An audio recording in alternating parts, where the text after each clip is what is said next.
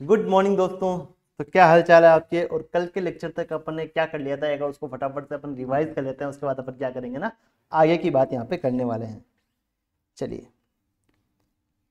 मैं ये मान रहा हूँ कि आप मेरे साथ साथ पढ़ाई कर रहे हो। ये मैं मान रहा हूँ कि जितना मैं पढ़ा रहा हूँ उतना आप घर जाके 15-20 मिनट निकाल के वापस से पढ़ रहे हो। ठीक है, चलिए।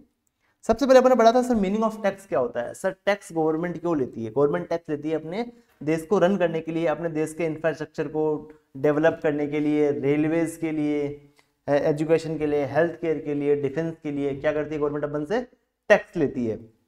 तो टैक्स अपना क्या होगा, टैक्स को अपन कंसिडर कर सकते हैं as a cost of living in society.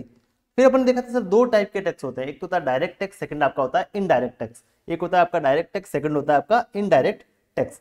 तो व्हाट इज डायरेक्ट टैक्स, तो अपन ने यहाँ पे पढ़ा था क्या होता है डायरेक्ट टैक्स। देखो यहाँ पे क्या हुआ ना, राहुल अपना क्या सीए बन गया था, उसका 15 लाख का पैकेज लगा, उसने 15 लाख का सैलरी कमाया इस साल में। और जब ये ईयर कंप्लीट हो जाता है उसके अगले ईयर में, मतलब जुलाई 2026 से पहले पहले राहुल क्या करेगा, अपना रिटर्न फाइल करेगा, अपना टैक्स पे करेगा गवर्नमेंट को। तो राहुल ने सैलरी कमाया, राहुल ने ही गवर्नमेंट को टैक्स पे किया, इसको बोलते हैं डायरेक्ट टैक्स। जो बंदा लाइबल है टैक्स पे करने के लिए वही गवर्नमेंट को डायरेक्टली टैक्स पे कर रहा है, इसको बोलते हैं डायरेक्ट टैक्स। फिर अपने बड़ा इनडायरेक्ट टैक्स क्या होता है। सर चिंटू अपना सीए इंटर क्लियर हो गया था, पापा उसके बहुत खुश थे, उन्होंने क्रेडिट कार्ड दिया, बोला कि ये मोबाइल लेके आ जा। चिंटू को 1 लाख का मोबाइल पसंद आया, मोबाइल शॉप ओनर को बोला कि बिल बना के दे दे। उसने तो 1 लाख का मोबाइल प्लस 18,000 रुपये जीएसटी, 1,18,000 उसको बिल पकड़ा दिया चिंटू को। चिंटू ने 1,18,000 रुपये मोबाइल शॉप ओनर को दिए और अपने मोबाइल लेके घर पे आ गया। अब मोबाइल शॉप ओनर क्या करेगा, जब उसका अपना जीएसटी का रिटर्न भरेगा तब 18,000 गवर्नमेंट को एज ए जीएसटी टैक्स पे कर देगा। तो मेरी बात समझना, लाइबल कौन था सर, लाइबल था चिंटू, पर टैक्स किसने पे किया, तो टैक्स पे किया अपने मोबाइल शॉप ओनर ने गवर्नमेंट को अपना यहाँ पे टैक्स पे किया है। तो इसको बोलते हैं इनडायरेक्ट टैक्स। मतलब जो बंदा लाइबल है वो गवर्नमेंट को डायरेक्टली टैक्स पे नहीं कर रहा है, उसके बिहाफ पे थर्ड पार्टी गवर्नमेंट को टैक्स पे कर रही है। चलिए, उसके बाद अपन ने देखा कि सर गवर्नमेंट के पास पावर कहां से आया टैक्स लेवी करने का।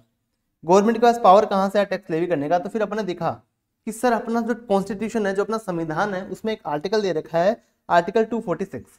देखो जो याद रखना है मैं उसी पे मार्क कर रहा हूं अभी। आर्टिकल 246 दे रखा है, उसमें 7th शेड्यूल है, उसमें 3 लिस्ट दे रखी है, एक यूनियन लिस्ट, एक स्टेट लिस्ट और एक कॉन्करेंट लिस्ट। यूनियन लिस्ट में जो मैटर्स लिखे हैं उस पर लॉ बनाने का पावर है सेंट्रल गवर्नमेंट के पास। स्टेट लिस्ट में जो मैटर लिखे हैं उस पर लॉ बनाने का पावर किसके पास है, स्टेट गवर्नमेंट के पास। और जो कॉन्करेंट लिस्ट में जो मैटर लिखे हैं उस पर लॉ बनाने का पावर दोनों गवर्नमेंट के पास होता है। अब जो यूनियन लिस्ट है उसमें एक एंट्री नंबर 82 है, उसमें लिखा है कि सेंट्रल गवर्नमेंट चाहे तो इनकम पे टैक्स लगा सकती है except agriculture income. Agriculture income को छोड़ के बाकी सारी इनकम पे सेंट्रल गवर्नमेंट चाहे तो क्या कर सकती है, टैक्स लगा सकती है। तो सर एग्रीकल्चर इनकम पे टैक्स लगाने का पावर किसको दिया गया है, वो अपने स्टेट गवर्नमेंट को दिया गया है। जो अपना स्टेट लिस्ट के एंट्री नंबर 46 में लिखा है कि स्टेट गवर्नमेंट चाहे तो क्या कर सकती है, एग्रीकल्चर इनकम पे टैक्स लगा सकती है। यहां तक अपने ये पढ़ा था।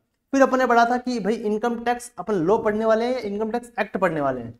तो अपन ने देखा अपन इनकम टैक्स लॉ पढ़ने वाले हैं, राइट। तो इनकम टैक्स लॉ के क्या क्या कंपोनेंट्स होते हैं वो अपने देखे थे कि इनकम टैक्स एक्ट भी उसी में कवर होता है, एनुअल फाइनेंस एक्ट भी उसी में कवर होता है, इनकम टैक्स के रूल्स भी उसी में कवर होते हैं, सर्कुलर नोटिफिकेशन उसमें कवर होता है, कोर्ट के डिसीजन भी उसी में कवर होते हैं। फिर अपने बड़ा इनकम टैक्स कब लागू हुआ था, 1 अप्रैल 1962 में लागू हुआ था, और उसमें 298 सेक्शंस है। फिर अपने देखा सेक्शन क्या होता है, सब सेक्शन क्या होता है, क्लोज क्या होता है, सब क्लोज क्या आता है, वो अपने देखा था।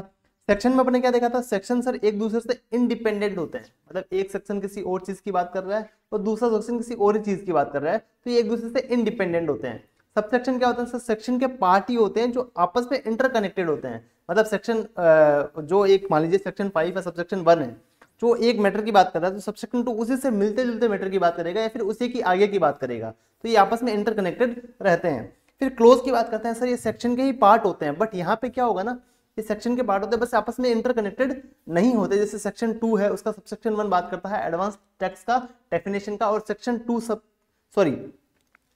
2 क्लोज 1 है वो बात करता है एडवांस टैक्स के डेफिनेशन का, सेक्शन 2 क्लोज 1A बात करता है एग्रीकल्चर इनकम के डेफिनेशन का। तो ये आपस में इंटरकनेक्टेड नहीं होते हैं।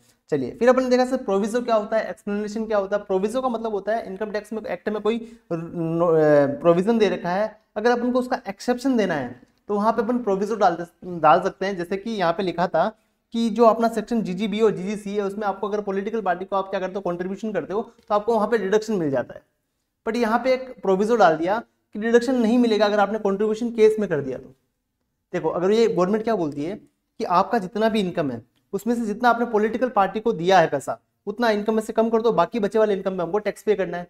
बट गवर्नमेंट ने कहा अगर आपने वो पैसा केस में पे कर दिया तो हम 1 भी रुपया आपको लेस करने नहीं देंगे, हम आपके पूरी इनकम पे आपसे टैक्स लेने वाले हैं। तो यहाँ पे अपने एग्जाम्पल लिया था कि अपना मान लीजिए एग्जाम्पल 10 लाख का अपना इनकम था, 2 लाख अपने क्या किया पॉलिटिकल पार्टी को कंट्रीब्यूट कर दिया, तो अपन को यहाँ पे 2 लाख का डिडक्शन मिल जाएगा, अपन को सिर्फ 8 लाख पे यहाँ पे टैक्स पे करना है गवर्नमेंट को।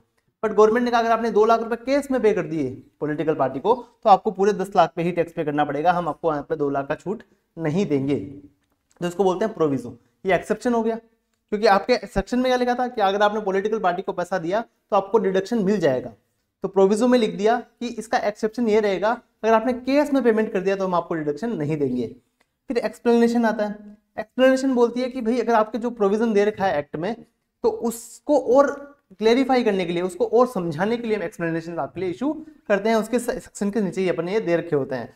देखो जैसे 80GGB 80GGC में क्या लिखा है, अगर आप पॉलिटिकल पार्टी को आप कंट्रीब्यूट करते हो तो आपको डिडक्शन मिल जाता है। और पॉलिटिकल पार्टी का मतलब है कि पॉलिटिकल पार्टी वो वाली जो रजिस्टर्ड है अंडर कौन से एक्ट में, representation of the people act 1951 में। तो इसके लिए एक एक्सप्लेनेशन आया, उन्होंने और क्लेरिफाई किया कि पॉलिटिकल पार्टी का मतलब वही पॉलिटिकल पार्टी जो रजिस्टर्ड है, मतलब अगर आपने अनरजिस्टर्ड पॉलिटिकल पार्टी को अगर आपने कंट्रीब्यूशन दिया तो हम आपको डिडक्शन नहीं देंगे यहाँ पे। आई होप आपको यहाँ तक समझ में आया, आई होप आपको यहाँ तक समझ में आया। फिर अपने देखा एनुअल फाइनेंस एक्ट क्या होता है। एनुअल फाइनेंस एक्ट का मतलब होता है कि जिस पूरे साल में आपको जो अमेंडमेंट्स लाने हैं, जो आपको चेंजेस लाने हैं एक्ट में, तो अपन बजट सेशन में अपने जो मैडम है निर्मला मैडम है वो क्या करती है ना, एक बजट बना के लेके आती है कि भाई हमको ये चेंजेस करने हैं, ये हमको नए प्रोविजन डालने हैं और ये पुराने प्रोविजन में हमको चेंजेस करने रहेंगे। तो वो बिल आता है पार्लियामेंट में, फिर वो पास होता है, फिर वो एक्ट बनता है, तो इसको बोलते हैं फाइनेंस एक्ट। मतलब हर साल आपका जो भी चेंजेस है इस एक्ट में आ जाता है। फिर अपन देखा इनकम टैक्स के रूल्स, ये इनकम टैक्स एक्ट को सपोर्ट करता है। मान लीजिए कुछ कैलकुलेशंस वगैरह तो वो रूल्स में लिखी होती है, ये क्या करता है ना, रूल्स क्या करते हैं, इनकम टैक्स एक्ट को सपोर्ट करते हैं। फिर अपन देखा सर सर्कुलर क्या होता है, नोटिफिकेशन क्या होता है। सर्कुलर क्या होता है ना, सर्कुलर का मतलब होता है कि डिपार्टमेंट इशू करता है कि भाई किसी प्रोविजन पे मतभेद आ रहे हैं, मतलब किसके बीच में, जो एसएससी है यानी कि अपन बंदे जो रिटर्न भर रहे हैं अपना वो, और डिपार्टमेंट के बीच में मतभेद आ रहे हैं, तो सीबीडीटी क्या करती है, एक सर्कुलर इशू कर देती है कि इसका मतलब आपको ये लेना चाहिए। तो अब एसएससी की तो मर्जी है, मतलब अपन जो रिटर्न भर रहे हैं उनकी तो मर्जी है, अगर चाहे तो ले, अदरवाइज अपन उसको अपना जो अपना व्यू है वही मान के अपन उस पर केस कर सकते हैं। बट डिपार्टमेंट को वो मतलब लेना ही पड़ेगा जो सीबीडीटी ने उनके लिए इशू किया है। मतलब सर्कुलर्स डिपार्टमेंट पे बाइंडिंग होते हैं, एसएससी पे बाइंडिंग नहीं होते हैं। नोटिफिकेशन की बात करें तो नोटिफिकेशन दोनों पे बाइंडिंग होते हैं। कोई नया एक्ट लाना है, सॉरी नया एक्ट नहीं, नया प्रोविजन लेके आना है, किसी पुराने प्रोविजन में आपको चेंज करना है तो नोटिफिकेशन के थ्रू आप कर सकते हो साल के बीच में। अगर बजट सेशन में करना तो आप एनुअल फाइनेंस एक्ट में ही डाल दोगे, अगर उसके बाद कुछ चेंज करना रहा तो आप नोटिफिकेशन वहां पे इशू कर सकते हो। आई होप आपको यहाँ तक समझ में आया। और अब बता देता हूँ आपको एसएससी क्या होता है। देखो पर्सन तो मैं आपको बता चुका हूँ, सारे पर्सन है, अगर आपकी कोई दुकान है वो भी पर्सन है, अगर आपकी कंपनी है, फर्म है, एलएलपी, लोकल अथॉरिटी, अपन, गाय भैंस, सब पर्सन है, ठीक है। अब एसएससी कौन होगा, एसएससी वही होगा जो आपके इनकम टैक्स एक्ट में लाइबल है, चाहे तो रिटर्न भरने के लिए, चाहे टैक्स पे करने के लिए, चाहे किसी अदर प्रोसीडिंग्स के लिए, या उस पर कोई नोटिस इशू हो गया है, कुछ भी होगा उसको रिप्लाई देना है, वो भी क्या माना जाएगा, उसका एसएससी मान लिया जाएगा, ठीक है। तो सब पर्सन है, बट एसएससी वही होगा जो इनकम टैक्स एक्ट में लाइबल होगा किसी भी काम के लिए। देखो पर्सन का डेफिनेशन दे रखा है section 31 of the income tax act. The person includes an individual, HUF, company, firm, association of person, body of individual, local authority, any artificial juridical person not falling within any of the above category. अगर इन categories में नहीं आया तो वो भी क्या बन जाएगा, पर्सन बन जाएगा। अब मेरी बात समझना, फिर मैं बता रहा हूँ एसएससी कौन होता है। एसएससी का मतलब होता है जो बंदा लाइबल है। एसएससी का मतलब क्या होता है, SSC means a person by whom any tax or any other sum of money is payable under this act। देखो ये भारी लैंग्वेज है, आपको समझ में नहीं आ रही होगी, आपको बस इतना समझना है कि जो बंदा इनकम टैक्स एक्ट में टैक्स पे करने के लिए लाइबल है, लाइबल टू पे टैक्स, या फिर उसके खिलाफ कोई नोटिस इशू हो रखा है इनकम टैक्स के डिपार्टमेंट से, उसको जवाब देने के लिए वो लाइबल है, तो भी वो एसएससी बन जाएगा। या फिर कोई अदर लीगल प्रोसीडिंग्स है उसके ऊपर, तो भी वो इनकम टैक्स एक्ट में, अगर उसका अदर प्रोसीडिंग्स है तो भी वो इनकम टैक्स का क्या बन जाएगा, एसएससी बन जाएगा। या फिर अगर एसएससी इन डिफॉल्ट है तो भी वो क्या बन जाएगा, एसएससी बन जाएगा। सर एसएससी इन डिफॉल्ट कौन होता है, एसएससी इन डिफॉल्ट वो होता है जिसको डिपार्टमेंट ने बोला इस पे भाई टैक्स पे कर, वो टैक्स पे ही नहीं कर रहा है, तो डिपार्टमेंट उसको एसएससी इन डिफॉल्ट घोषित कर देता है कि भाई ये डिफॉल्ट बंदा है, तो वो भी क्या बन जाएगा, एसएससी बन जाएगा, ठीक है। आप किसी भी तरीके से अगर इनकम टैक्स एक्ट में लाइबल हो तो आप एसएससी, बस आपको इतना याद रखना है, ठीक है। एग्जाम में क्या सर एसएससी का डेफिनेशन आता है क्या डायरेक्टली? नहीं आता। क्या सर पर्सन का डेफिनेशन? नहीं आता।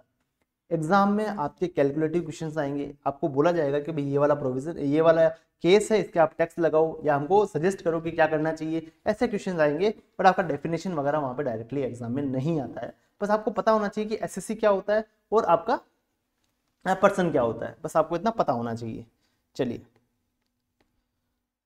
फिर अपन ने पढ़ा प्रीवियस ईयर क्या होता है, असेसमेंट ईयर क्या होता है। प्रीवियस ईयर वो वाला साल होता है जिस साल में अपन इनकम को एक्चुअली अर्न करते हैं। असेसमेंट ईयर कौन सा वाला साल होता है, जिस साल में उस जो इनकम अपने कमाया है प्रीवियस ईयर में, उस पर अपन टैक्स पे करते हैं, अपना रिटर्न ऑफ इनकम फाइल करते हैं, वो होता है अपना असेसमेंट ईयर। फिर अपने एग्जाम्पल लिए थे, एग्जाम्पल एक बार देख लेना, आपका काम बन जाएगा।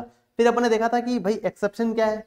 एक्सेप्शन क्या है, मतलब प्रीवियस इनकम जो प्रीवियस ईयर की आपकी इनकम है उस पर आपको प्रीवियस ईयर में ही टैक्स पे करना पड़ेगा।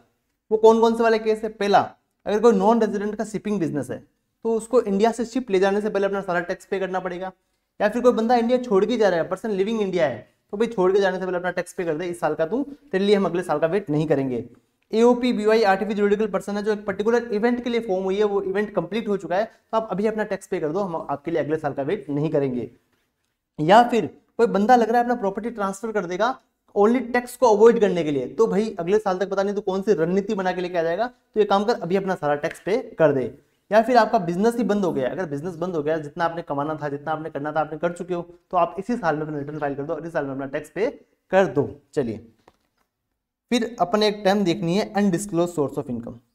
देखो एग्जाम में इसका डायरेक्टली क्वेश्चन नहीं आता है, पर मैं आपको एक एक ब्रीफ में अपन सेक्शन को पढ़ेंगे कि क्या होता है। मैं सर ये क्यों बोलता हूँ कि सर एग्जाम में इसका डायरेक्टली क्वेश्चन नहीं आता है, एग्जाम में डायरेक्टली नहीं पूछा जाता है, इसीलिए कर रहा हूँ कि बच्चे उस चीज पे ज्यादा फोकस करें जो एग्जाम में डायरेक्टली पूछे जाते हैं। इनके बारे में आपको नॉलेज होना बहुत जरूरी है, वो अपन पूरा यहाँ पे क्लास में देखेंगे। भाई आपको ये अनडिस्क्लोज सोर्स ऑफ इनकम क्या होता है, इस पे क्या टैक्स रेट रहता है, ये होती क्या चीज है, ये सब अपन यहाँ पे जानने वाले हैं। बट ये मेरे बोलने का पर्पस इतना ही रहता है कि भाई कि जो एग्जाम में मेन पॉइंट्स हैं जहाँ पे क्वेश्चन सीधा आता ही है, तो वो आपको क्लियर होना चाहिए कि भाई इन पॉइंट्स में मेरे को ज्यादा फोकस करना रहेगा। बाकी अपन मैं आपको चार्ट बुक देने ही वाला हूँ, उसमें जो जो प्रोविजन एग्जाम के लिए रिलेवेंट है चार्ट बुक में सिर्फ आपको वही प्रोविजन वहां पे दिखने वाले हैं। चलिए अनडिस्क्लोज सोर्स ऑफ इनकम क्या होता है, अब मेरी बात समझना। अनडिस्क्लोज सोर्स ऑफ इनकम आपका क्या होता है, अब मेरी बात समझना।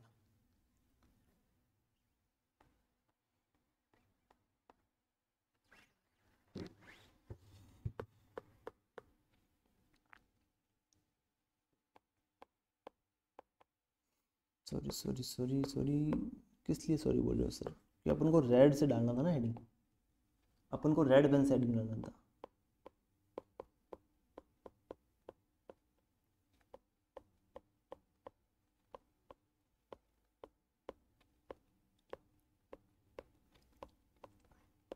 अब देखो, अब मैं बताता हूँ अनडिस्क्लोज सोर्स ऑफ इनकम क्या होता है। एकदम पेन कॉपी सब अपना रख दीजिए, अब बस मेरी बातों को सुनना और जो मैं बता रहा हूँ वो आप समझते जाना, ठीक है। अब मेरी बात समझना, ये कौन है सर? क्या मजा कर रहे हो, ये तो अपना चिंटू है। बिल्कुल ये अपना चिंटू है, ठीक है। चिंटू क्या बहुत पैसा है चिंटू के पास, मतलब अपार शक्ति है उसके पास, ठीक है। यहाँ डिपार्टमेंट है, डिपार्टमेंट के लोग हैं,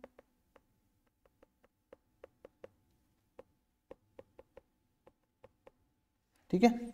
इन तीनों को आ रखा गुस्सा, क्यों? क्योंकि इनको पता लग गया है कि चिंटू के पास कुछ ना कुछ ऐसा धन है, तो हमें चिंटू के घर पर रेड मारनी चाहिए, चिंटू का असेसमेंट करना चाहिए, चिंटू से डॉक्यूमेंट्स मंगाने चाहिए उसके, और चेक करने चाहिए सारे कि भाई उसने पैसा आया कहाँ से उसके पास। तो डिपार्टमेंट वाले क्या करते हैं ना, चिंटू के घर पे या तो रेड मारेंगे या फिर चिंटू को बोलेंगे अपने सारे बुक्स ऑफ अकाउंट्स, अपने सारे रिकॉर्ड्स, बैंक स्टेटमेंट्स लेके डिपार्टमेंट आ जाओ, वो असेसमेंट करेंगे उसका, ठीक है। वो क्या करेंगे, इसका असेसमेंट करेंगे। सर असेसमेंट क्या होता है? जांच पड़ताल करेंगे इसके सारे चीज़ों की, ठीक है। वहाँ पे क्या है ना, इनको क्या मिला ना, जो चिंटू का ऐसा बैलेंस शीट बना हुआ था, ऐसे एक बैलेंस शीट बना हुआ था, ठीक है। बैलेंस शीट में क्या था ना, यहाँ पे एक दिख रहा था लोन, यहाँ पे लोन दिख रहा था जो कि चिंटू के एक खास दोस्त ने दिया है, ठीक है। फ्रेंड ने लोन दिया है उसको, वो है 8 लाख रुपए, ठीक है। और ये लोन पिछले 10 सालों से चला आ रहा है, ना चिंटू इस पे ना इंटरेस्ट पे कर रहा है, ना लोन का रिपेमेंट कर रहा है, ठीक है। तो अब ये डिपार्टमेंट वालों ने पूछा भाई ये लोन जो आपने बुक्स में खड़ा कर रखा है इसका हमें प्रूफ दिखाओ। कि ये लोन ही है या एक्चुअल में आपकी इनकम है। क्योंकि क्या होता है ना, अगर आप कहीं से लोन लेते हो तो उस लोन पे आपको टैक्स पे नहीं करना पड़ता क्योंकि आपने लोन लिया है। अगर आपकी इनकम हुई तो आपको इनकम पे टैक्स पे करना पड़ेगा। तो आपका मान लीजिए फॉर एग्जांपल एक साल में क्या हुआ था, चिंटू के बहुत पहले की बात है, जब चिंटू को 20 लाख का, सॉरी 20 का नहीं, कम करते हैं ना, थोड़ा थोड़ा कम करते हैं, चिंटू को क्या हुआ ना 10 लाख का इनकम हो गया था। अब चिंटू बोले कि भाई 10 लाख का इनकम तो मेरे को हो रहा है, अगर मैंने 10 लाख का इनकम दिखा दिया तो क्या होगा ना, 10 लाख की इनकम पे मेरा टैक्स लग जाएगा। और जो इनकम हुई थी उसमें से दोस्त उसको इनकम हुई थी 8 लाख रुपए की, जो दोस्त से उसको 8 लाख रुपए लेने थे, तो दोस्त ने क्या किया, ले भाई तेरे 8 लाख रुपए इनकम के, दोस्त ने इसको पकड़ाया। तो चिंटू ने सोचा कि एक काम करता हूँ ना, देखो 10 लाख की इनकम है, उसमें से 8 लाख तो दोस्त के हैं, जो इनकम हुई है मेरे को 2 लाख मैंने बाहर से कमाए हैं, तो जो बाहर से कमाए हैं वो तो मैं क्या दिखा देता हूँ, अपनी इनकम दिखा देता हूँ। और जो 8 लाख रुपए है ना, जो मेरे दोस्त से मैंने कमाए हैं, उसको मैं लोन दिखा देता हूँ कि मेरे दोस्त ने मेरे को लोन दिया है।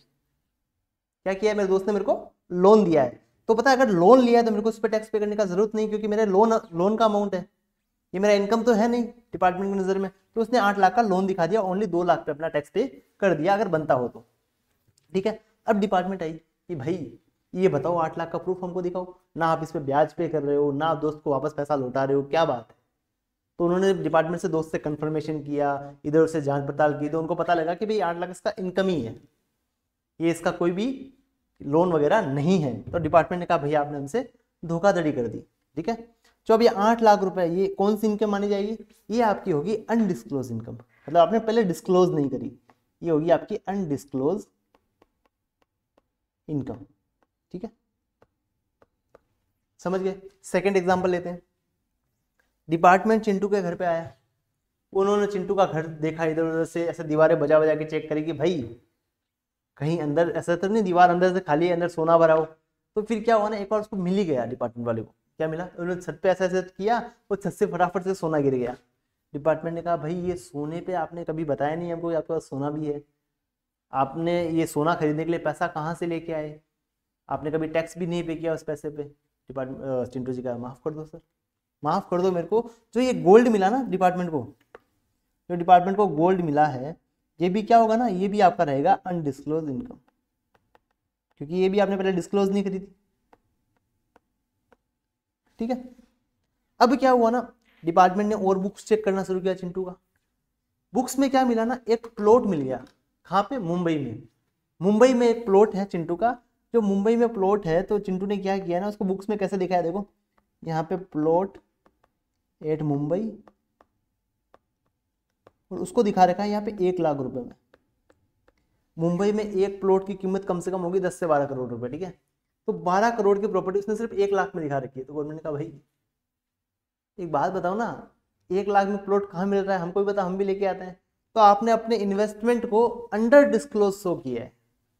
अंडर डिस्क्लोज शो किया मतलब आपने जब प्रॉपर्टी परचेज करी होगी तो आपने बहुत ज्यादा पैसे उसको दिए होंगे, बराबर है। मान लीजिए प्लॉट आपने अगर 2 करोड़ में भी परचेज किया है, तो आपने 1 करोड़ 99 लाख आपने ब्लैक में पैसे दिया होगा, आपने सिर्फ 1 लाख अपने 1 नंबर के पैसे से दिया है, जो आपने बुक्स में दिखा दिया। तो आपने बहुत ज्यादा अंडर डिस्क्लोज कर दिया इस प्रॉपर्टी को। तो हम इसका क्या करेंगे, जो आपका एसडीवी या जो भी डिपार्टमेंट अपना वैल्यूएशन लेता है उसके अकॉर्डिंग वो इनकम निकालेगा। आपने इतना अंडर डिस्क्लोज किया है, तो आपने ऐसा क्यों किया, ऐसा सवाल पूछेगी डिपार्टमेंट से। अपना चिट्टू जवाब ही नहीं दे पा रहा है, या फिर जवाब दे रहा है में कर रहा है, उसको समझ में नहीं आ रहा है डिपार्टमेंट को भी क्या जवाब मिल रहा है मेरे को ऐसा। तो ये जो 1 लाख रुपए है, जो 1 लाख है वो तो आपका वैल्यूएशन रहेगा उस प्रॉपर्टी का। अब जो डिफरेंस अमाउंट होगा ना, वो क्या माना जाएगा, आपका अंडर डिस्क्लोज इनकम माना जाएगा। डिफरेंस अमाउंट आएगा वो क्या होगा, अनडिस्क्लोज इनकम माना जाएगा। जो आपका अंडर डिस्क्लोज है इनकम अमाउंट, वो आपका अनडिस्क्लोज इनकम यहाँ पे मान लिया जाएगा। ठीक है, आपको यहां तक समझ में आया, आपको यहां तक समझ में आया।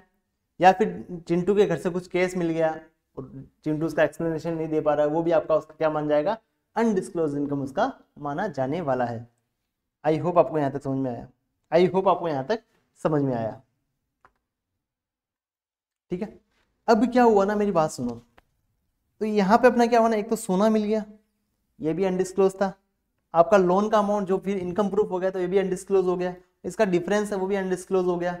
अभी क्या हुआ ना, डिपार्टमेंट को केस भी मिल गया कहीं से डिपार्टमेंट को उनके घर से क्या मिल गया, केस मिल गया, तो वो भी क्या होगा ना, वो भी उसका अनडिस्क्लोज इनकम माना जाएगा। जो पहले केस कहीं दिखाई नहीं, ऐसे दीवार फोड़ी, बहुत सारा केस था अंदर, तो वो भी उसका अनडिस्क्लोज इनकम यहाँ पे बन जाएगा। अब मेरी बात समझना, डिपार्टमेंट ने फिर बैलेंस शीट से आके P&L पे स्टार्ट किया चेक करना। डिपार्टमेंट ने क्या किया, अभी उनका P&L चेक करना शुरू किया, कि आपने P&L भी बना रखा है। तो पता है P&L में यहाँ पे अपन ओपनिंग स्टॉक डालते हैं, यहाँ पे क्लोजिंग स्टॉक डालते हैं, यहाँ पे बाई सेल्स डालते हैं, यहाँ पे अपन टू परचेज डालते हैं, यहाँ पे टू अपन जीपी डालते हैं, तो फिर जीपी अपना इधर ट्रांसफर हो जाता है, फिर यहाँ पे अपन खर्चे डालते हैं, ठीक है। ऐसा अपना P&L अकाउंट बनता है। अब मेरी बात समझना, उसने क्या किया था ना, P&L में टू सैलरी एक्सपेंस डाला हुआ था, वो था उसका 5 लाख रुपए, ठीक है। डिपार्टमेंट ने कहा ये सैलरी किसको दिया आप, उसने कहा मेरी वाइफ को, मेरी वाइफ बहुत अच्छा काम करती है।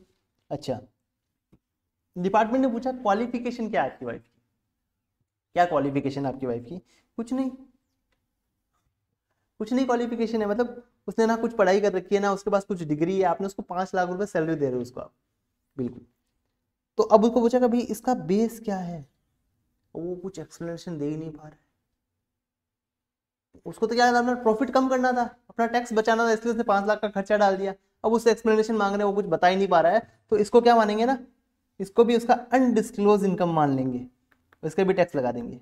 क्यों सर अनडिस्क्लोज इनकम कैसे, क्योंकि इसने क्या किया ना, एक खर्चा दिखाया, अपने प्रॉफिट को कम किया है, अब गवर्नमेंट उसके प्रॉफिट को बढ़ा देगी, और वो जो प्रॉफिट बढ़ेगा वो आपका होगा अनडिस्क्लोज इनकम। सर मैं ये अनडिस्क्लोज इनकम क्यों बोल रहा हूँ, इनकम ही बोल रहा हूँ ना डायरेक्टली। देखो इनकम पे टैक्स तो नॉर्मल प्रोविजन से लगता है, बट अगर आपका अनडिस्क्लोज इनकम है उसमें 60% के रेट से आपका टैक्स लगता है, उस पर आपका 60% के रेट से उस पर टैक्स लगता है। अब मेरी बात समझना, अब क्या करेंगे, उसको एक बार बुक से पढ़ते हैं।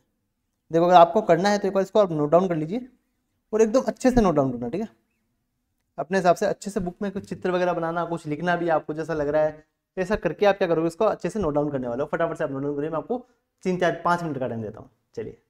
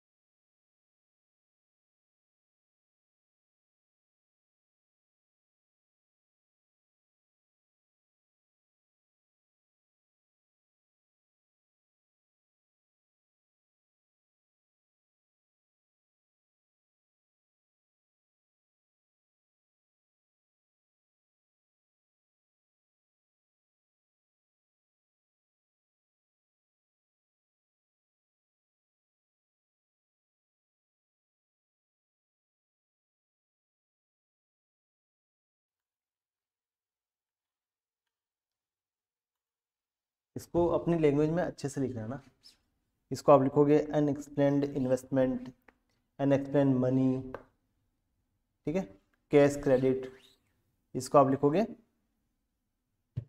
Under disclosed investment. तो ये क्या है ना, अभी नामकरण मैं आपको करवाऊंगा, अब थोड़ी थोड़ी जगह रख देना यहाँ पे। जैसे अपन सेक्शन पढ़ेंगे ना, बोलूंगा इस सेक्शन का यहाँ पे नामकरण कर दो, इस सेक्शन के अकॉर्डिंग यहाँ पे इसका नामकरण कर दो। बस आपको एक कहानी समझ में आनी चाहिए, ये आने के बाद आपको प्रोविजन आराम से समझ में आ जाएंगे।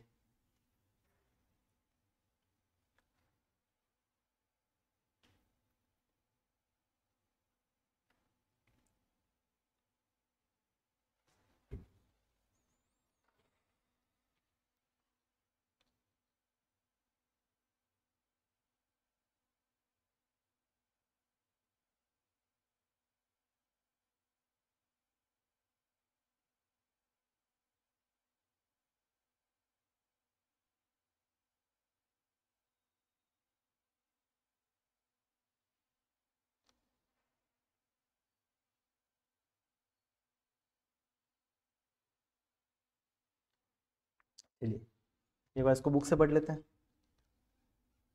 एक बार इसको बुक से अपन पढ़ लेते हैं। चलिए देखो क्या लिखा है, अनडिस्क्लोज सोर्स ऑफ इनकम। अब देखो पहली लाइन ये सबके लिए कॉमन है, ठीक है, ये सब सेक्शंस के लिए कॉमन है। अगर आप एक्सप्लेनेशन नहीं दे पाते हो या फिर आपका एक्सप्लेनेशन क्या सेटिस्फैक्टरी नहीं है in the opinion of the assessing officer regarding, किसके रिगार्डिंग, अब अपन पॉइंट्स पढ़ेंगे सब, ठीक है, ये अलग अलग सेक्शंस हैं सारे। हाँ तो किसके रिगार्डिंग आप एक्सप्लेनेशन नहीं दे पा रहे हो, तो देखो कोई अमाउंट आपका क्रेडिट है आपके बुक्स में एज अ लोन, जो आपने पढ़ा था ना चिंटू के दोस्त से उसको 8 लाख रुपए मिला था, उसने लोन दिखा दिया उसका, ठीक है, 1 सेकेंड, ठीक है।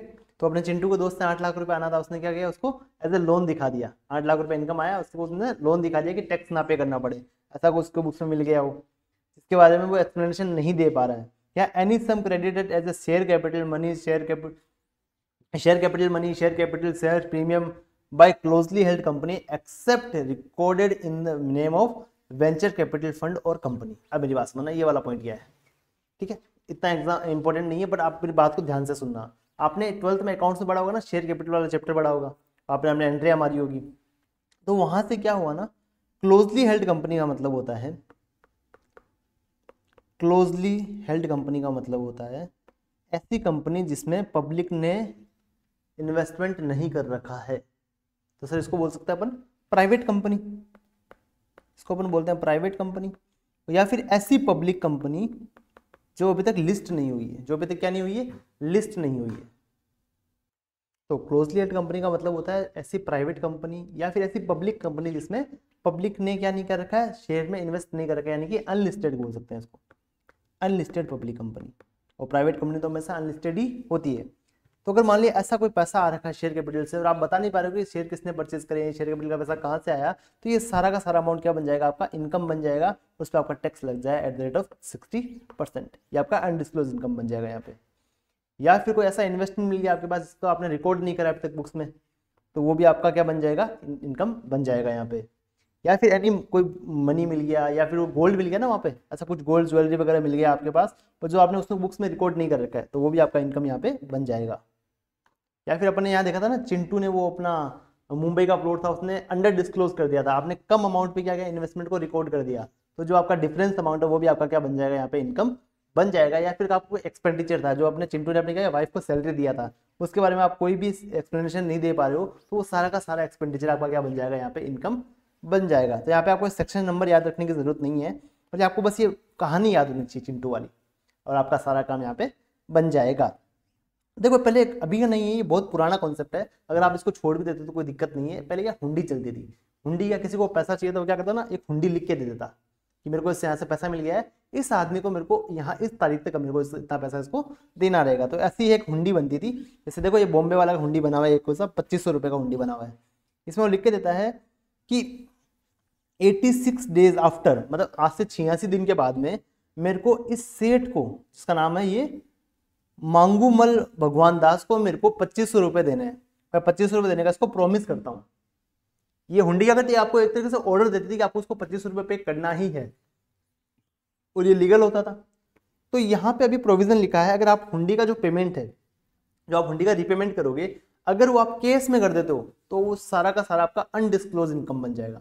आपको हुंडी का रीपेमेंट जो भी आप करते हो तो किससे करना पड़ेगा, आपको अकाउंट पे चेक से आपको करना पड़ेगा, अकाउंट पे चेक से आप उसका पेमेंट करना रहेगा, तभी वो वैलिड माना जाएगा। ये प्रोविजन बहुत पुराना है, अगर आप चाहो तो उसको छोड़ भी सकते हो, कोई दिक्कत नहीं है, ये एग्जाम में नहीं टेस्ट किया जाता है। पर आपको इतना ध्यान रखना, हुंडी का अगर आप रिपेमेंट करते हो तो आपको किससे करना पड़ेगा, अकाउंट पे चेक से उसका रिपेमेंट करना रहेगा। चलिए नेक्स्ट, अब सबसे अच्छा वाला टॉपिक अपन स्टार्ट करने वाले हैं, जिसका नाम है रेट ऑफ टैक्स। इसका नाम है क्या है, रेट ऑफ टैक्स। एक बार आप क्या करोगे ना, फटाफट से आप ये अनडिस्क्लोज इनकम को एक बार पढ़ लोगे, उसके बाद अपन क्या करेंगे, रेट ऑफ टैक्स वाले टॉपिक की यहाँ पे बात करने वाले हैं। फटाफट से इन 5 मिनट को एक बार पढ़ लो आप, उसके बाद अपन आगे की बात यहाँ पे करते हैं।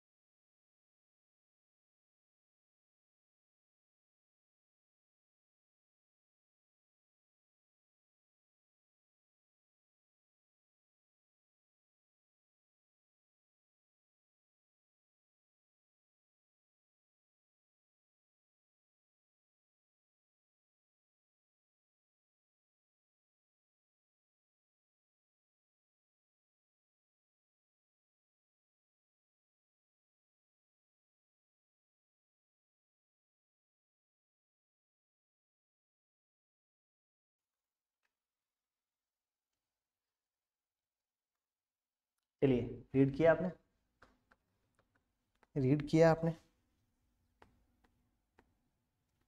तो अपन स्टार्ट करते हैं rate of tax. Rate of tax upon start करते हैं। अब आपको एकदम मस्त पेन से हेडिंग डालनी है, रेट ऑफ टैक्स, ठीक है। ये वाली चीज आपको याद रखनी पड़ेगी। सर ये रेट ऑफ टैक्स क्या है? रेट ऑफ टैक्स का मतलब है कि किस बंदे की कितनी इनकम है, उस पर कितना टैक्स लगेगा, कितनी कितनी इनकम पे टैक्स लगता है, कितनी कितनी इनकम गवर्नमेंट ने छोड़ रखी है इस पर हम टैक्स नहीं लेंगे, तो वही आता है आपका रेट ऑफ टैक्स। इसको बोलते हैं आपका रेट ऑफ टैक्स। अब रेट ऑफ टैक्स में क्या है ना, अब देखो सब में अलग अलग टैक्स लगता है। जैसे अगर कोई कंपनी है तो उस पर अलग रेट से टैक्स लगेगा, कोई फर्म है तो उस पर अलग रेट से टैक्स लगेगा, कोई अगर इंडिविजुअल बंदा है जैसे आप और मैं अपना रिटर्न फाइल करते हैं तो आपका अलग रेट से टैक्स लगेगा। तो ये सब आपका अलग अलग रेट से यहाँ पे टैक्स दे रखा है। तो सबसे पहले अपन बात करेंगे टैक्स का रेट, किसकी बात करेंगे सर, इंडिविजुअल, जो आप हो, मैं हूं, या अपने पापा रिटर्न भरते हैं, जिनका क्या कहते हैं ना कंपनी वगैरह नहीं है, ठीक है। फिर आता है HUF, जो आपने हिंदू अनडिवाइडेड फैमिली पढ़ा होगा 11th-12th में, उसका tax rate. Artificial juridical person, individual, HUF, AOP, BOI, artificial juridical person. देखो individual, HUF, AOP, BOI, artificial juridical person के केस में आपका टैक्स का रेट क्या रहने वाला है, वहां पे अपन सीखने वाले हैं, ठीक है। वहां पे अपन यहाँ का इसका पॉइंट यहाँ पे सीखने वाले हैं। चलिए इनके बारे में अपन यहाँ पे सीखेंगे, ठीक है। सर सबसे पहला क्वेश्चन क्या क्वेश्चन है सर? सर आपने बताया रेट ऑफ टैक्स क्या होता है, रेट ऑफ टैक्स होता है सर किस बंदे पे कितना टैक्स लगेगा, ये होता है आपको रेट ऑफ टैक्स, ठीक है। सर मैं इंडिविजुअल हूँ, क्या मेरे लिए वही रेट ऑफ टैक्स लगेगा? बिल्कुल, जो आप गवर्नमेंट ने आपको दे रखा है कि ये वाला आपका स्लैब रेट रहने वाला है, इसको अपन बोलते हैं स्लैब रेट। इसको अपन क्या बोलते हैं, इसको बोलते हैं अपन स्लैब रेट। इसको स्लैब क्यों बोलते हैं, ये जब मैं आपको रेट ऑफ टैक्स बताऊंगा तो आपको अपने आप से पता लग जाएगा। एचयूएफ अगर आप हो तो आपके लिए भी स्लैब रेट लगेगा, अगर आप एओपी हो तो आपके लिए स्लैब रेट लगेगा, अगर आप बीओआई हो तो आपके लिए स्लैब रेट लगेगा, और अगर आप आर्टिफिशियल जुडिकल पर्सन हो तो भी आपके इसमें स्लैब रेट यहाँ पे लगने वाला है।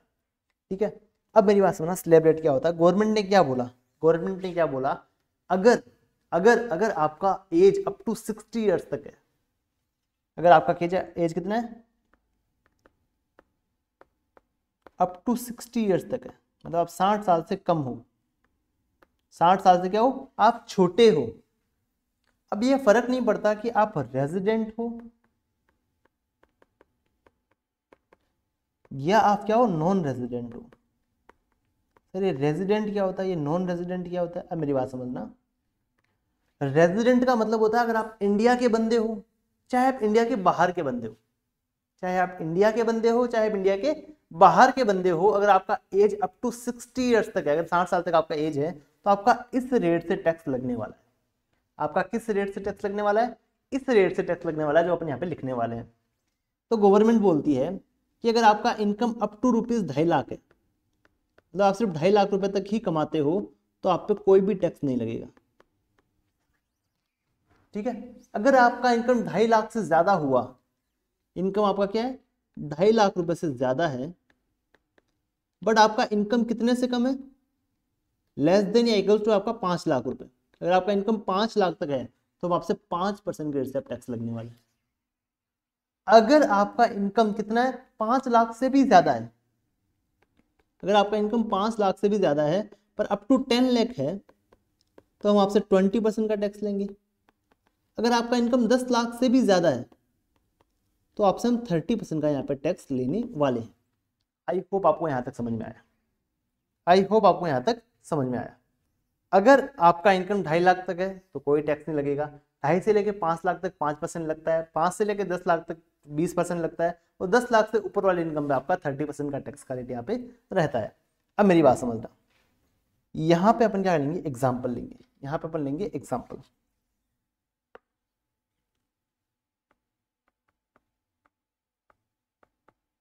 यहाँ पे अपन लेंगे एग्जाम्पल, यहाँ पे अपन लेंगे एग्जाम्पल। चलिए,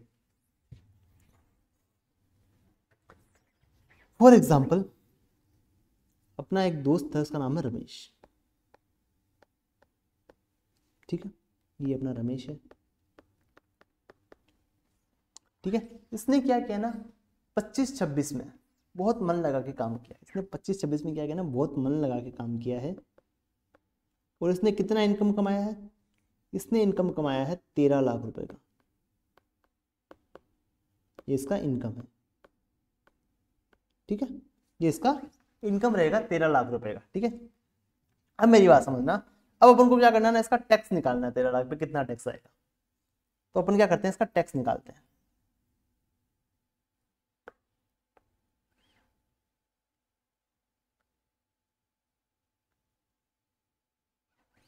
इसका टैक्स निकालते हैं, इसका टैक्स कितना आएगा, देखो मैं यहाँ पे डाल देता हूँ सॉल्यूशन। कॉपी पेस्ट वाला ठीक लगा सर आपका, हमको कोई बात नहीं, आपको भी मिल जाएगा, थोड़ा टाइम वेट करो आप। ठीक है, तो देखो 13 लाख का इसका इनकम है, 13 लाख में सरू का जो 2.5 लाख रुपए है उस पर एक भी रुपया टैक्स नहीं लगेगा, उस पर एक भी रुपया टैक्स नहीं लगेगा। तो फिर जो अगला उसका 2.5 लाख रुपए है, मतलब 2.5 से लेके 5 लाख के बीच वाला 2.5 लाख रुपए, उस पर उसका 5% के रेट से टैक्स लगेगा।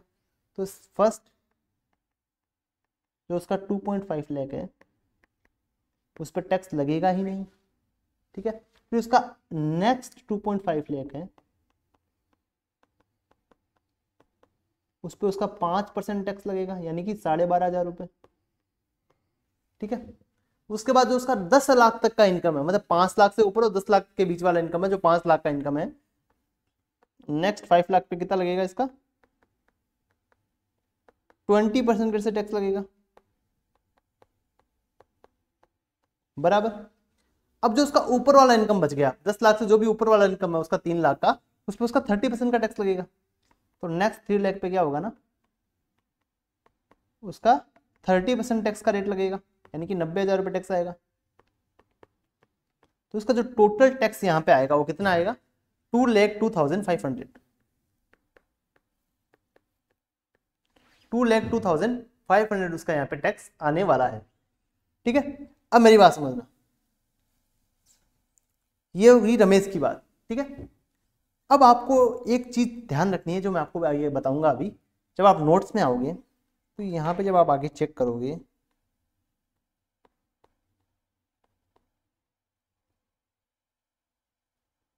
यहाँ पर आगे चेक करोगे तो यहाँ क्या लिखा है, एक टर्म लिखा है हेल्थ एंड एजुकेशन सेस, ये वाला ऐसा यहाँ टर्म लिखा है। उसमें लिखा है कि आप जब भी टैक्स की कैलकुलेशन करो पूरे इनकम टैक्स में, पूरी कैलकुलेशन हो जाने के बाद आप क्या करोगे, लास्ट में उसमें 4% ऐड कर दोगे in the form of health and education cess. ये आपको हर कैलकुलेशन में करना है। देखो क्या लिखा है, chargeable in all cases on total tax payable at the rate of 4% after calculating the total tax amount at the end of charge health and education cess. मतलब पूरा टैक्स का अमाउंट कैलकुलेट करने के बाद आपको लास्ट में 4% health and education cess आपको यहाँ पे चार्ज करना रहेगा। चलिए मेरी बात समझना, यहाँ पे क्या हुआ, आपने पूरा टैक्स निकाल दिया यहाँ पे, इसमें आपको लास्ट में क्या करना है, यहाँ पे आपको 4% यहाँ पे ऐड कर देना है in name of health and education cess. Sir ये हेल्थ एंड एजुकेशन सेस क्यों लेती है, गवर्नमेंट कहती है हम शिक्षा के लिए आपसे पैसा ले रहे हैं, एजुकेशन के लिए आपसे पैसा ले रहे हैं, हेल्थ के लिए आपसे पैसा ले रहे हैं, जो कि हम और उसको इंप्रूव कर सके, उसके लिए गवर्नमेंट क्या करती है ना, टैक्स के अमाउंट का 4% और लेती है अपन से, टैक्स अमाउंट का अपन से 4% और लेती है, पता नहीं किसको डेवलप कर रही है, पर 4% अपन से और लेती है। तो इसका अपन को 4% और निकालना रहेगा। तो 2,02,500 का 4% कितना होता है, 2,02,500 का अपना 4% होता है, होगा 8,100। तो अपना जो टोटल टैक्स यहाँ पे आएगा वो आएगा 2,10,600, यहाँ पे अपना टोटल टैक्स यहाँ पे आने वाला है। ठीक है, यहाँ पे अपना ये टोटल टैक्स आने वाला है। तो आपको क्या करना है ना, ये जो 4% अपन ऐड करते हैं वो आपको हर केस में ऐड करना है। और कब ऐड करना है, पूरी कैलकुलेशन हो जाने के बाद, पूरी कैलकुलेशन हो जाने के बाद लास्ट में अपन को क्या करना है, यहाँ पे 4% अपन को यहाँ पे ऐड करना रहेगा। आई होप आपको यहाँ तक समझ में आया। अब मैं आपको एक क्वेश्चन देता हूं, आपको उसका टैक्स निकाल के बताना है कि उसका टैक्स कितना आएगा। ठीक है, चलिए एग्जाम्पल नंबर 2। ये अपना कौन है सर, ये तो अपना फेवरेट चिंटू है ना, हाँ बिल्कुल ये अपना चिंटू है। इसका इनकम कितना है सर, इसका इनकम है 9,40,000 रुपये। ठीक है, तो आपको क्या करना है, इसका टैक्स निकालना है, आपको इसका टैक्स कंप्यूट करना है। तो फटाफट से इसका मेरे को टैक्स कंप्यूट करके बताइए इसका टैक्स कितना आएगा। ठीक है, फिर अपन खुद से सॉल्व करेंगे। फटाफट से एक बार आप इसका टैक्स कंप्यूट करोगे, उसके बाद अपन खुद से इसको सॉल्व करने वाले हैं। चलिए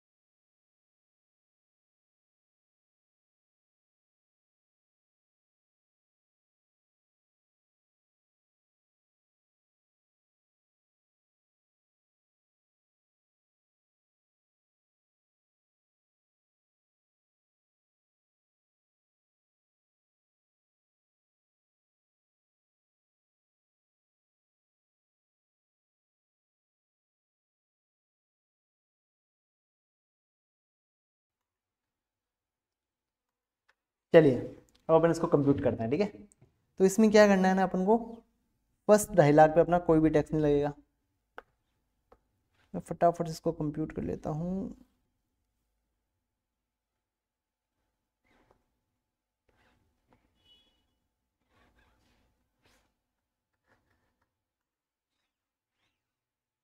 तो अब इसमें अपन क्या करेंगे, इसका टैक्स निकालते हैं। चलिए, तो पहले 2.5 लाख पे तो पता है कोई टैक्स नहीं लगेगा, वो नील है।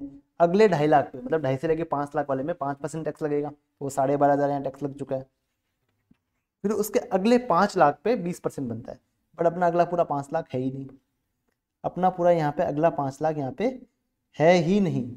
तो क्या होगा ना, यहाँ पे सिर्फ जो अपना नेक्स्ट जो बचेगा ना, कितना बचेगा सर, नेक्स्ट अपना यहाँ पे है ओनली 4.4 लाख, उस पर अपना 20% लगेगा, ठीक है। तो अपना 4.4 लाख पे 20% अपना आएगा 88,000। तो यहाँ पर अपना टोटल जो टैक्स आएगा वो आएगा 1,05,000।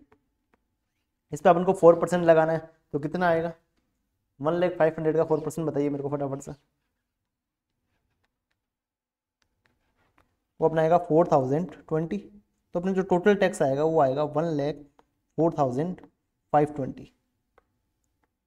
1,04,000 अपना 520 यहाँ पे टोटल टैक्स यहाँ पे आने वाला है। चलिए, आई होप आपको यहाँ तक क्लियर है, आई होप आपको यहाँ तक क्लियर है। सर अभी देखो, अपने जो बुक्स में आओगे ना, बुक में आओगे अपने, तो बुक में मैंने यहाँ पे बहुत सारे एग्जाम्पल दे रखे हैं। उसको अपन क्या करेंगे, 1 बाय 1 करके यहाँ पे सॉल्व करेंगे, ठीक है। और आपको बिना देखे सॉल्व करना है, ठीक है। सर बिना देखे सोल्व तो कर लेंगे, बट ये हमसे होगा नहीं, क्यों? क्योंकि यहाँ पे से उसका एज देखो ना, 65 ईयर्स है, 82 ईयर्स है, 35 ईयर्स वाला हो जाएगा हमसे, बाकी वाला हमसे नहीं होगा। तो आप एग्जाम्पल नंबर 3 इसका एक बार क्या करने वाले हो, चेक करने वाले हो। उसके बाद अपन क्या करेंगे ना, आगे की बात करेंगे। फटाफट से एक बार आप एग्जाम्पल नंबर 3 देख लीजिए, उसके बाद अपन आगे की बात करते हैं।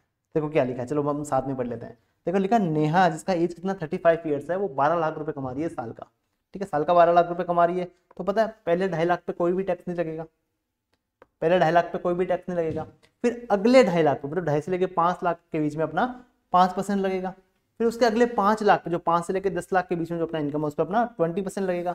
और जो 10 लाख से ऊपर वाला जो अपना इनकम रहेगा, उस पर 30% का टैक्स का रेट यहाँ पे लगने वाला है। तो अपना टोटल टैक्स जो आएगा 1,72,500 रहने वाला है। प्लस अपन इसमें क्या करने वाले हैं, 4% ऐड करने वाले हैं, इसलिए मैंने यहाँ पे प्लस शेष लिख दिया है। आपको यहाँ पे 4% यहाँ पे ऐड करना रहेगा। तो एक बार क्या करोगे ना, जो थर्ड एग्जाम्पल है ना, फटाफट से आप कॉपी में सॉल्व करोगे बिना आंसर को देखे हुए। ओनली आप एग्जाम्पल देखिए, इसको सोल्व करने वाले हो बिना आंसर को देखे हुए। चलिए फटाफट से आप सोल्व करिए एक बार, करिए करिए। मैं बता रहा हूँ आपको, आंसर सामने दिख रहा है, कोई बात नहीं, फिर भी आपको हाथ से सोल्व करना है। अगर आप एक बार हाथ से सोल्व नहीं करोगे ना, मैं बता रहा हूँ बहुत प्रॉब्लम हो जाएगी एग्जाम में। अभी आपको अभी से हैबिट डालनी है कैलकुलेटर चलाने का, हाथ से क्वेश्चन सॉल्व करने का, क्योंकि आंसर तो सब क्वेश्चन का दे रखा होगा। अगर आप क्वेश्चन बैंक भी सोल्व करोगे तो आपको क्वेश्चन के आंसर तो वहाँ दे रखे होंगे, तो ऐसा नहीं आप टिक टिक करते जाओगे, आपको हाथ से सोल्व करना पड़ेगा। चलिए हाथ से सोल्व करिए।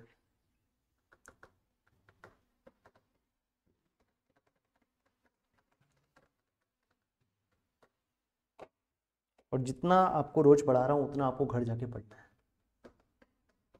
ये मेरी रिक्वेस्ट मान लेना प्लीज़। आपको घर जाके पढ़ना है। अगर आप घर जाके वापस रिवीजन नहीं करते हो तो यहाँ पे जितना भी आपने पढ़ा है सब व्यर्थ हो जाएगा, सही बता रहा हूँ। और अपन बहुत अच्छे से कवर करेंगे, चिंता मत करो। और ऐसे धीरे धीरे अपन करते करते अपना सिलेबस कंप्लीट भी हो जाएगा, आपको पता भी नहीं चलेगा। इसलिए आपको क्या करना है, रोज के रोज जो घर जाके पढ़ना है, जो मैं आपको यहाँ पे पढ़ाता हूँ। चलिए सॉल्व कर लिया आपने। अब अपन बात करते हैं यहाँ पे सेकंड वाले का। अपन ने यहाँ पे एक का बात किया था, उसमें क्या बात किया था, अगर आपका एज कितना 60 ईयर्स तक है और आप रेजिडेंट हो चाहे नॉन रेजिडेंट हो, उससे कोई फर्क आपको नहीं पड़ेगा, आपके लिए यही टैक्स का रेट यहाँ पे रहने वाला है। रेजिडेंट का मतलब इंडिया का बंदा हो चाहे आपका इंडिया के बाहर का बंदा हो। अब अपन बात करते हैं, अगर आपका एज क्या है ना, आपका एज अबाउ 60 ईयर्स है बट अप टू 80 ईयर्स तक है। आपका एज कितना 60 ईयर्स से अबव है, 80 ईयर्स तक अगर आपका एज है और आप क्या हो ना, रेजिडेंट हो, तो आपके लिए क्या टैक्स का रेट यहाँ पे रहने वाला है। अगर आप रेजिडेंट हो तो आपके लिए टैक्स का रेट यहाँ पे क्या रहने वाला है, तो मेरी बात समझना। अगर आपका एज क्या 60 ईयर्स से अबव है, अप टू 80 ईयर्स तक अगर आपका एज है और आप रेजिडेंट हो तो आपके लिए टैक्स का रेट यहाँ पे क्या रहने वाला है, मेरी बात समझना। सर अगर हमारा एज 60 ईयर्स से अबव है और हम नॉन रेजिडेंट, हम इंडिया के बंदे नहीं है, तो हमारे टैक्स का रेट क्या रहेगा? आपके लिए टैक्स का रेट यही वाला रहने वाला है। ध्यान रखना, ओनली इंडिया के बंदे के लिए नया वाला स्लैब यहाँ पे आया है। देखो इंडिया के बंदे के लिए क्या रहेगा, आपके 3 लाख तक की इनकम पे आपका कोई भी टैक्स नहीं लगेगा। ठीक है, 3 लाख से अगर आपका इनकम ज्यादा है, अगर आपका इनकम क्या है 3 लाख से ज्यादा है और अप टू इक्वल्स टू कितना है 5 लाख है, तो आप पे 5% के रेट से टैक्स लगेगा। अगर आपका इनकम 5 लाख से भी ज्यादा है तो 5 लाख से ऊपर वाले इनकम पे अप टू ₹10 लाख आपका टैक्स लगेगा 20%। और अगर आपका इनकम 10 लाख से भी ज्यादा है तो 10 लाख से ऊपर वाले इनकम पे आपका 30% का यहाँ पर टैक्स का रेट यहाँ पे लगने वाला है। आई होप आपको यहाँ तक समझ में आया, आई होप आपको यहाँ तक समझ में आया। देखो क्या लिखा है, अगर आपका इनकम 3 लाख तक है तो कोई टैक्स नहीं लगेगा। 3 से लेके 5 लाख तक अगर आपका इनकम है तो अगर 5 लाख तक जो आपका इनकम रहेगा उसमें से 3 लाख के ऊपर वाले इनकम में आपका 5% लगेगा। अगर आपका इनकम 10 लाख तक है तो 5 लाख से ऊपर वाले इनकम में आपका 20% लगेगा। अगर आपका इनका अगर आप 10 लाख से भी ज्यादा है तो 10 लाख से ऊपर वाले इनकम में आपका 30% का टैक्स रेट यहाँ पे लगने वाला है। अगर आप रेजिडेंट हो और आपका एज कितना है 60 से अबव है, अप टू 80 ईयर्स तक है। सर मान लीजिए हमारा एज 80 से भी अबव है, आपका एज क्या है? सर हमारा एज अबव है 80 ईयर्स से भी। अगर आपका एज 80 ईयर्स से भी अबव है और आप रेजिडेंट हो, अगर सर हम नॉन रेजिडेंट हुए तो आपके लिए सेम वही है, शुरू वाला स्लैब लगेगा 2.5 लाख वाला, ये वाला स्लैब लगेगा आपके यहाँ पे। बट अगर आपका एज 80 ईयर्स से अबव है और आप रेजिडेंट हो तो आपके लिए स्लैब रेट क्या रहने वाला है? आपके लिए रुपीज अप टू 5 लाख कोई भी टैक्स नहीं लगेगा। ठीक है, अगर आपका इनकम 5 लाख से ज़्यादा है और अप टू 10 लाख है तो आप पे 20% लगेगा। अगर आपका इनकम क्या होगा ना 10 लाख से भी ज़्यादा है तो आप पे 30% का यहाँ पे टैक्स का रेट लगने वाला है। आई होप आपको यहाँ तक समझ में आया, आई होप आपको यहाँ तक समझ में आया। ठीक है, चलिए चलिए चलिए चलिए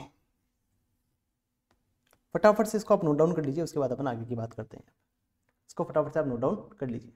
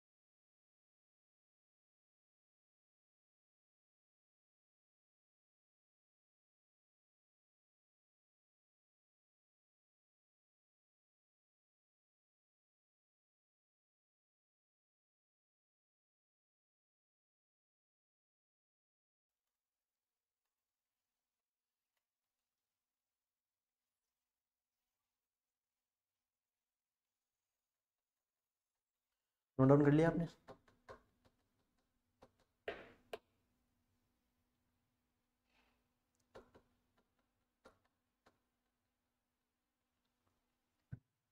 चलिए नोट डाउन करिए आप।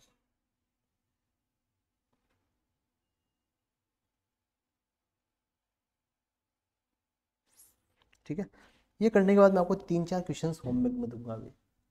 आपको कल उनको सॉल्व करके लेके आना है, कल अपन उसको डिस्कस करेंगे कि भाई ये कैसे हो गया है सारा कुछ। ठीक है, करिए नोट डाउन करिए आप।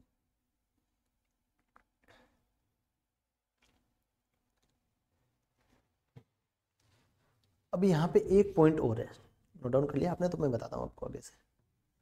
चलिए, कर लिया होगा नोट डाउन। यहाँ पे एक पॉइंट और है। फॉर एग्जाम्पल, अगर आप रेजिडेंट हो और आपका बर्थडे कब आता है? आपका बर्थडे आता है 1 अप्रैल को। आपका 1 अप्रैल को बर्थडे आता है। आपका बर्थडे कब आता है? बट तो आपका बर्थडे कब आता है? आपका बर्थडे आता है 1 अप्रैल को। 1 अप्रैल को आपका बर्थडे आता है। अब क्या हुआ ना, जो आपका 60th जो बर्थडे आया वो आपका आया 1 अप्रैल 2026 में। यहाँ पे आप 60 साल के हो गए। तो क्या सर, और मैं रेजिडेंट भी हूँ, ठीक है, तो क्या सर मेरे को ये वाले स्लैब का बेनिफिट मिल जाएगा क्या? जो मार्च 26 के लिए है, क्या मेरे को इस वाले स्लैब का बेनिफिट मिल जाएगा क्या? तो गवर्नमेंट बोलती है आंसर इज यस, आपको यहाँ पे मिल जाएगा। बट आपका बर्थडे 1 अप्रैल को आना चाहिए। अगर आपका बर्थडे 1 अप्रैल को आते हो और आप 1 अप्रैल को 60 साल के हो जाते हो, तो आप मान लिया जाएगा पिछले साल भी 60 साल के थे और आपको इस वाले स्लैब का बेनिफिट यहाँ पे मिल जाएगा। सर हमारा बर्थडे 1 अप्रैल को ही आता है, बट मैं यहाँ पे 60 का नहीं हुआ, यहाँ पे मैं 80 साल का हो गया, तो क्या मुझे ये वाले स्लैब का बेनिफिट मिल जाएगा? आंसर इज यस, आपको मिल जाएगा, कोई भी दिक्कत नहीं है। सर मेरा बर्थडे आता है 2 अप्रैल को, तो क्या सर मेरे को इस स्लैब का बेनिफिट मिल जाएगा? क्योंकि सर एक दिन का ही तो फर्क है। नहीं, आपको वहां पे नहीं मिलेगा। अगर जिनका बर्थडे 1 अप्रैल को आता है, सिर्फ ये उन्हीं के लिए प्रोविजन बनाया हुआ है। एक बार अपन नोट से पढ़ लेते हैं, उसके बाद अपन क्या करते हैं, आगे की बात करते हैं। देखो, ये मैं आपको बता चुका हूँ, अगर आप रेजिडेंट हो चाहे आप नॉन रेजिडेंट हो, उससे कोई फर्क नहीं पड़ता। अगर आपका एज अप टू 60 ईयर्स तक है तो आपके 2.5 लाख तक की इनकम पे कोई टैक्स नहीं लगेगा। 2.5 से लेकर 5 लाख तक की इनकम पे आपका 5% रेट से टैक्स लगेगा। 5 लाख से लेकर 10 लाख तक की इनकम पे आपका 20% टैक्स लगेगा। और 10 लाख से ऊपर वाली इनकम पे आपका 30% का टैक्स क्रेडिट यहाँ पे लगने वाला है। अगर आप रेजिडेंट हो और आपका एज 60 ईयर्स से अबव है और अप टू 80 ईयर्स तक है, तो आपके 3 लाख तक की इनकम पे कोई टैक्स नहीं लगेगा। 3 से लेकर 5 लाख तक की इनकम पे आपका 5% रेट से टैक्स लगेगा। 5 से लेकर 10 लाख तक की इनकम पे आपका 20% टैक्स लगेगा। और 10 लाख से ऊपर वाली इनकम पे आपका 30% का यहाँ पे टैक्स का रेट लगने वाला है।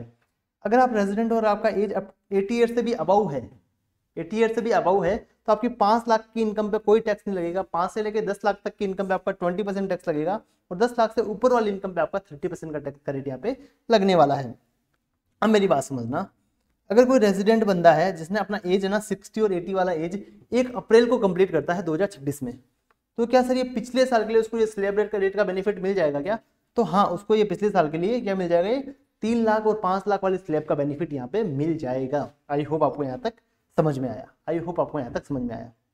तो मैं आपको यहाँ पे 3-4 क्वेश्चन देता हूँ। मैं आपको 3-4 क्वेश्चन देता हूँ जो आपको करके लेके आना है, ठीक है? आपको ये क्वेश्चन सॉल्व करने हैं, ठीक है? पहला, श्याम करके बंदा है, उसका इनकम कितना है? यहाँ पे मैं लिख रहा हूँ इनकम, तो उसका इनकम रहेगा यहाँ पे 11,40,000 रुपये, ठीक है? और यहाँ पे लिख रहा हूँ इनकम, इनकम लिख रहा हूँ उसका मैं, इतना ही हो पाएगा, ठीक है? तो थोड़ा इसको इधर कर देते हैं ना अपन, थोड़ा इसको इधर कर देते हैं अपन।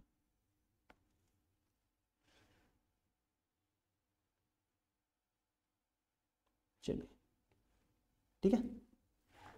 तो शाम का अपना इनकम रहेगा 11,40,000 रुपये। उसका एज कितना रहेगा सर? उसका एज रहेगा 38 ईयर्स, ठीक है? इसका आपको टैक्स निकालना है। सेकंड आपका रहेगा जैकी, ये आपका है रेजिडेंट बंदा,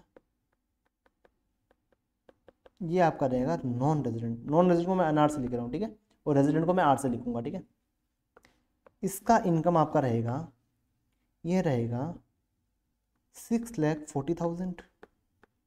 इसका एज रहेगा 62 ईयर्स, ठीक है। यहाँ पे मोहन जो आपका रेजिडेंट बंदा है, जिसका इनकम है 28,40,000, इसका एज रहेगा आपका 69 ईयर्स। फिर आपका यहाँ पे एक और रहेगा जो है आपका, इसका नाम रहेगा प्रिंस, जो आपका रहेगा नॉन रेजिडेंट, जिसका इनकम है 18 लाख रुपए और जिसका एज है आपका 83 ईयर्स। ठीक है, इनका आपको क्या निकालना है, टैक्स निकालना है। ठीक है, कल इस पे अपन डिस्कस करेंगे इसका टैक्स कितना कितना आता है और सबको सही निकालना है। ठीक है, अगर जो गलत निकालेगा उसके लिए कल अपन पेनल्टी भी लगाएंगे। ठीक है, तो आज की क्लास अपन यहीं पे कंप्लीट करते हैं।